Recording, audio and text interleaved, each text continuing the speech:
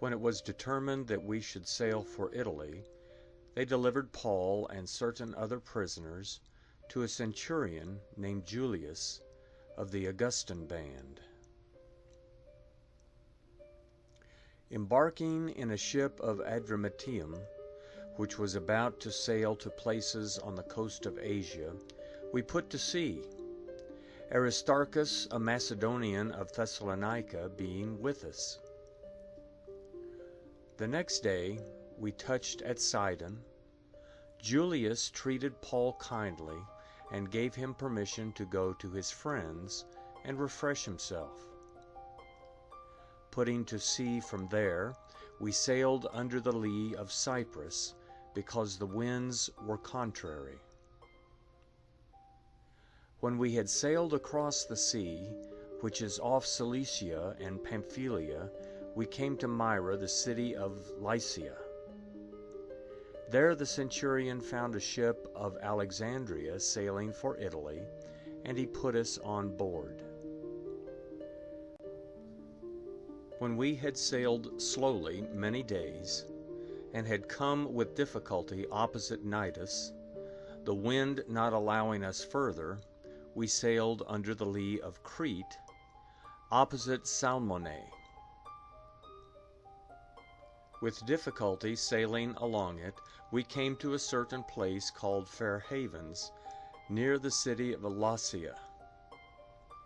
When much time had passed, and the voyage was now dangerous, because the fast had now already gone by, Paul admonished them and said to them, Sirs, I perceive that the voyage will be with injury and much loss, not only of the cargo and the ship, but also of our lives. But the centurion gave more heed to the master and to the owner of the ship than to those things which were spoken by Paul. Because the haven was not suitable to winter in, the majority advised going to sea from there, if by any means they could reach Phoenix and winter there, which is a port of Crete, looking southwest and northwest. When the south wind blew softly, supposing that they had obtained their purpose, they weighed anchor and sailed along Crete close to shore. But before long, a stormy wind beat down from shore, which is called Euroclydon. When the ship was caught and couldn't face the wind, we gave way to it and were driven along. Running under the lee of a small island called Clauda, we were able, with difficulty, to secure the boat. After they had hoisted it up, they used cables to help reinforce the ship. Fearing that they would run aground on the Syrtis sandbars, they lowered the sea anchor and so were driven along. As we labored exceedingly with the storm, the next day they began to throw things overboard. On the third day they threw out the ship's tackle with their own hands. When neither sun nor stars shone on us for many days, and no small storm pressed on us, all hope that we would be saved was now taken away. When they had been long without food, Paul stood up in the middle of them and said, Sirs, you should have listened to me, and not have set sail from Crete, and have gotten this injury and loss. Now I exhort you to cheer up, for there will be no loss of life among you, but only of the ship. For there stood by me this night an angel belonging to the God whose I am, and whom I serve, saying, Don't be afraid, Paul. You must stand before Caesar. Behold, God has granted you all those who sail with you. Therefore, sirs, cheer up, For I believe God that it will be just as it has been spoken to me.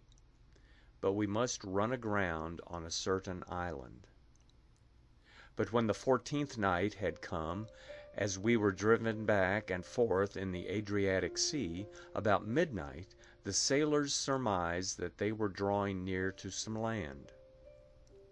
They took soundings, and found 20 fathoms. After a little while, they took soundings again, and found 15 fathoms. Fearing that we would run aground on rocky ground, they let go 4 anchors from the stern, and wished for daylight. As the sailors were trying to flee out of the ship, and had lowered the boat into the sea, pretending that they would lay out anchors from the bow, Paul said to the centurion and to the soldiers, "Unless these stay in the ship, you can't be saved." Then the soldiers cut away the ropes of the boat and let it fall off. While the day was coming on, Paul begged them all to take some food, saying, "Today is the 14th day, that you wait and continue fasting, having taken nothing. Therefore I beg you to take some food, for this is for your safety, for not a hair will perish from any of your heads." When he had said this, and had taken bread, he gave thanks to God in the presence of all. Then he broke it and began to eat. Then they all cheered up, and they also took food. In all we were 276 souls on the ship. When they had eaten enough, they lightened the ship, throwing out the wheat into the sea. When it was day, they didn't recognize the land, but they noticed a certain bay with a beach, and they decided to try to drive the ship onto it. Casting off the anchors, they left them in the sea, at the same time untying the rudder ropes. Hoisting up the foresail to the wind, they made for the beach. But coming to a place where 2 seas met, they ran the vessel aground. The bow struck and remained immovable, but the stern began to break up by the violence of the waves. The soldiers' counsel was to kill the prisoners, so that none of them would swim out and escape. But the centurion, desiring to save Paul, stopped them from their purpose, and commanded that those who could swim should throw themselves overboard first to go toward the land, and the rest should follow, some on planks, and some on other things from the ship.